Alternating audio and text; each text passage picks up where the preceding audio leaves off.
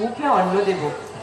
তুমি যখন বলছো তখন নিশ্চয়ই উদর পূরণ হবে, আর কোনো অসুবিধা হবে না।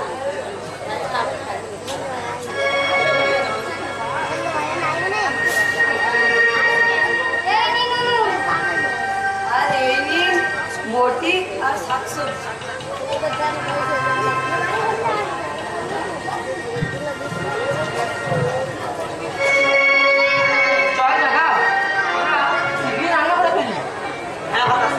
তুমি ঠিক বলেছো, চল।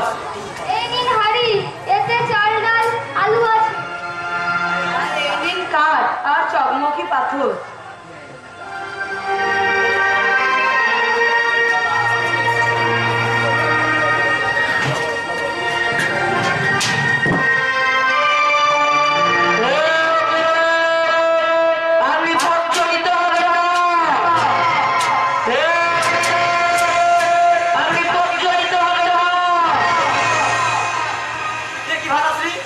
সব কাঠে ভস্ম হয়ে গেল, আগুন জ্বলল না, সবই ধোঁয়া হচ্ছে। তুই সরে আয়, আমি রান্না করি। ফোন দিতে পারিস না যত সব।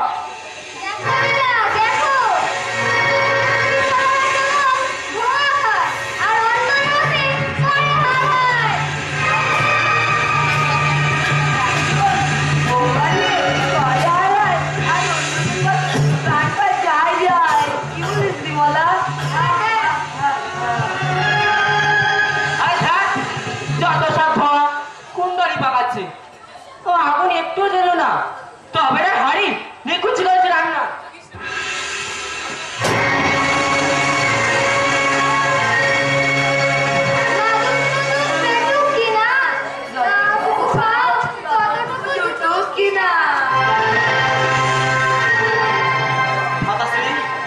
এবার কি হবে ভাতাশ্রী?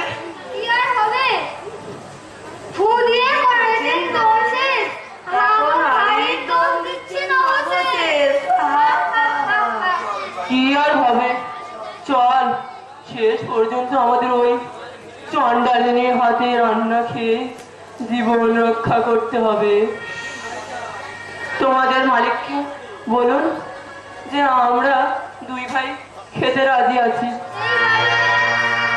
এই বাড়িতে প্রবেশ করতে হলে স্নান করে নতুন বস্ত্র পরিধান করে খেতে হয়, এটা এই বাড়ির নিয়ম। কি বলিস লীলা? হ্যাঁ হ্যাঁ, এটা এই বাড়ির নিয়ম। ঠিক আছে, তাই হবে। চল জগা, আমরা শীঘ্রই স্নান করে আসি। তাই চলো ভাতাশ্রী, আমরা স্নান করে তারপর খাবো। মা, মা তুমি কোথায়? দাদু ভাই, ও দাদু ভাই, দাদু ভাই, ও দাদু ভাই। এই যে তুমি এখানে, আর আমি তোমাকে কখন থেকে খুঁজে বেড়াচ্ছি। ও আমার কথা কি ভুলে গেছো ভাই? ঠাকুর দাদু, মা কোথায় গেছে? শ্রীয়ামা লক্ষ্মী করে পুজো করছো, তারপর কোথায় যে গেল? এখন আমি কি করি? ঠাকুর দাদু, আমি এটুকু ছেলে, আমাকে ছেড়ে তাই আগে ঠাকুর দাদু, তুমি তো বলো। একবার তোমার মা আসুক, খুব বকে দেবো, খুব ধমক দেবো। সোনামানি। ঠাকুর দাদু, আমার মাকে বকে দেবে, তাহলে আমি কাঁদবো। ওরে দুষ্টু, কেউ কি মাকে বকে? আর বকে। বাড়াতে অনেক কাজ, কাজ সেই এখনই আসবে। ঠাকুর দাদু, তাহলে আমার সাথে খেলা করো, তাহলে আমি চলো।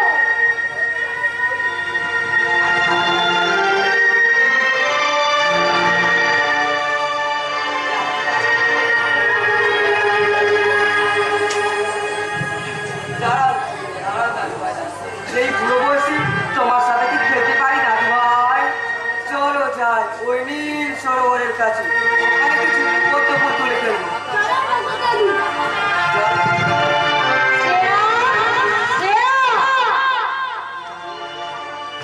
বাবা, সে আর কোনো খবর পেয়েছো?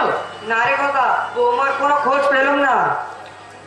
বিকেল গড়িয়ে মাথার ওপর সন্ধ্যা, কই এখনো এলো না? তুই বাগান বাড়ি, পুকুর, খাল বিল ভালো করে খোঁজ করেছিস তো? হ্যাঁ বাবা, নীল সরোবরটাও দেখলাম। তবে কি বৌমা আমার লক্ষ্মী পুজো করতে গিয়ে অলক্ষ্মী হয়ে গেল, অলক্ষ্মী। মা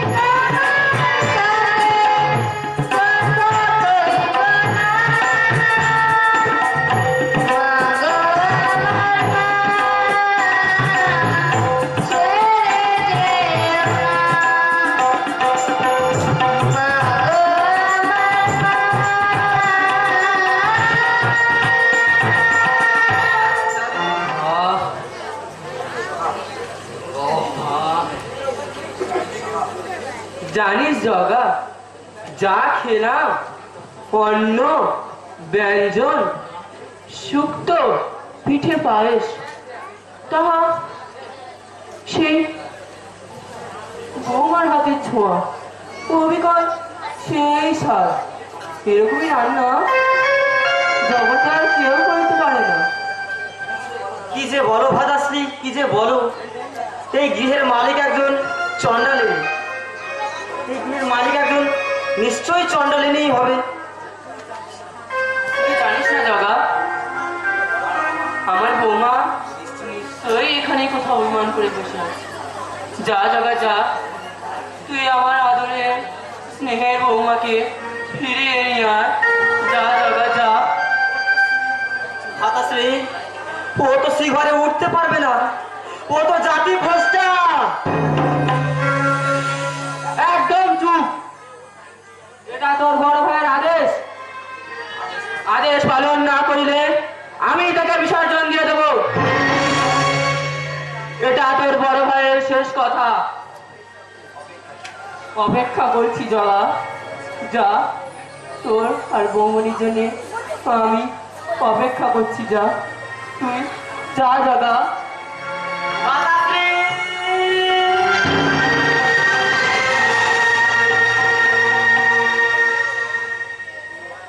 লক্ষ্মী, লক্ষ্মী, ছোটখাটো জিনিস নিয়ে আর অভিমান করো না। অভিমান ভুলে যাও লক্ষ্মী, অভিমান ভুলে যাও। কি বলছো এটা? ছোটখাটো জিনিস? 12টা বছর কিভাবে আমার কথা ভুলে রইলে তুমি? অসহায় কুলের বধূ রইয়াছে পথের প্রান্তরে, আজ কি কারণে খোঁজ লইতেছ? ভাবিয়াছ অন্তরে? এটা নহে আমার প্রথম ভুল। সরস্বত্তরে শ্রীমন্দিরে পাইবে কুল, মোর জ্যেষ্ঠ ভাতা অঙ্গীকার করিয়াছে ভুল, আর কোনোদিনও ফেলিবে না তোমাকে অকুল। না, আমি যাইব না। এখানে আছি, ভালোই আছি। সকল আত্মীয় পরিজন দেখিয়াছি ভালো। তাছাড়া দরিদ্রীর সকল স্ত্রী জাতি জনে জনে লক্ষ্মী, তাহারা কি বলিবে? কেউ মনে প্রাণে স্বামী ভক্তি, সকল সংসার দেহের মধ্যে ভিক্ষা। না লক্ষ্মী না, আর ও কথা বলে মোর লজ্জা দিও না। তুমি না যাইলে ওর জ্যেষ্ঠ ভাতা করিবে মোর বিসর্জন, এটা কেউ ভালো মনে করিবে না। সকল আত্মীয় পরিজন 12টা বছর খোঁজ নেই তাহার, সে কি লইবে স্ত্রীর ভরণ পোষণ ভার? আমি পেয়েছি কত দুঃখ কষ্ট উল্টা, তাহা কোনদিন নিয়েছেন কত পরিমাণ? দেবী, তুমি অনেক কষ্ট পেয়েছো, স্বীকার করছি, ও প্রমাণ পেয়েছি। এখন এসো মোর হৃদয়ে, সকল কষ্ট দূর করে দিতেছি।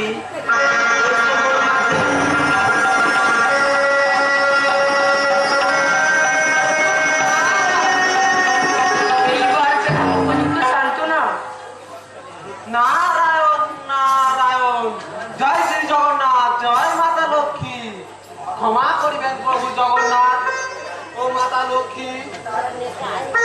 হঠাৎ প্রবেশ করার এই যুগলমূর্তি বহুদিন দর্শন করিনি, তাই আর লোভ সামলাতে পারলাম না। না না দেবর্ষি, আপনি একদম ঠিকই সময় আসিয়াছেন। আপনি দেবী লক্ষ্মী ও দুই সখীদ্বয়কে নিয়ে শীঘ্রই শ্রীমন্দিরে আসুন, সেখানে সকল ভক্ত অপেক্ষা করিতেছে। চলুন মাতা লক্ষ্মী, আপনি প্রভু নিকট সান্ত্বনা পেয়েছেন। যাইব, তবে আমার একটি শর্ত আছে, তাহা হয় যদি পূরণ। শর্ত বলো, তোমার শর্ত, তার আর খুশি রাখিব না। এই দরিদ্রে পূজা নিয়ে থাকিবে না কোনো দ্বন্দ্ব, কারণ মোর কাছে সকলে ভালো মন্দ,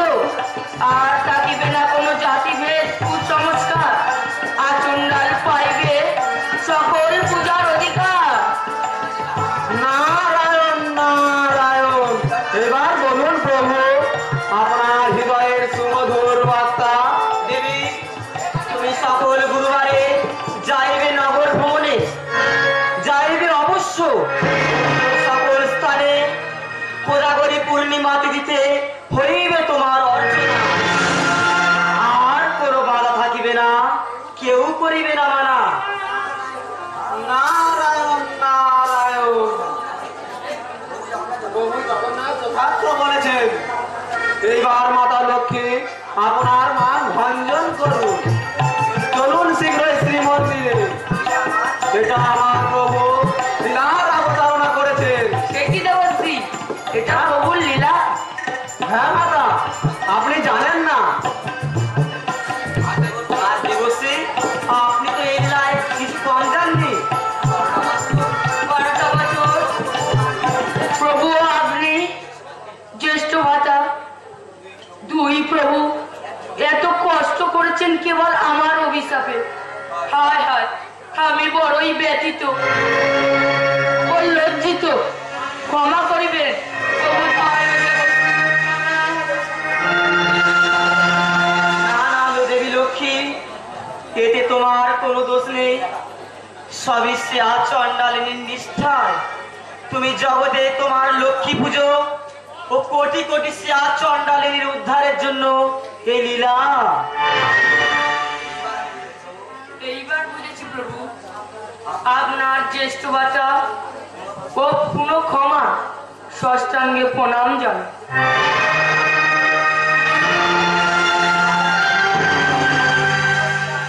নারায়ণ নারায়ণ। আসুন আমার জ্যেষ্ঠ প্রভু। বউ ঠাকুরানী, আমি বাড়ি থেকে সব শুনছিলাম। নতুন করে আমাকে বলার কোনো প্রয়োজন নেই।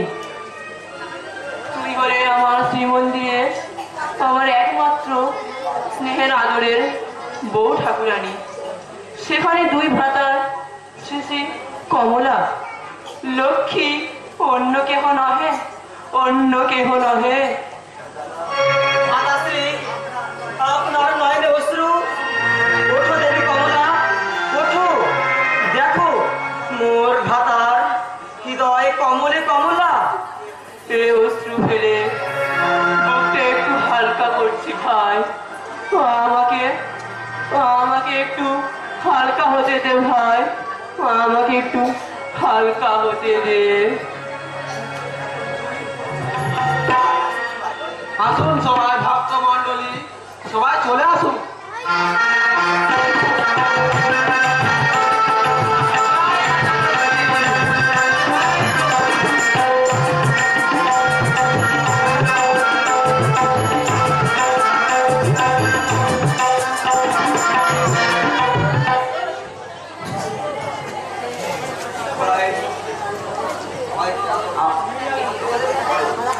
আমাদের ভক্তিপূর্ণ প্রণাম গ্রহণ করুন।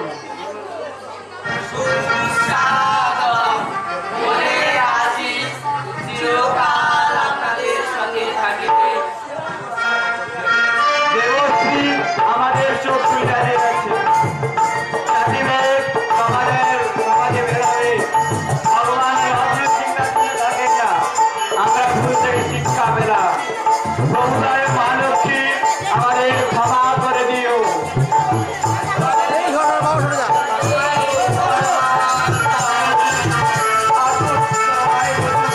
প্রভুর প্রচার আমি বিশ্বরাতে সবাইকে বিনতে দেব। পূজা ও বন্দনার পর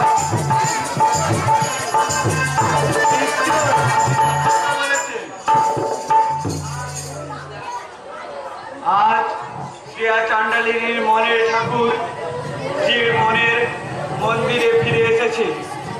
শ্রেয়া চাণ্ডালিনী নয়, ভক্তের ভগবান।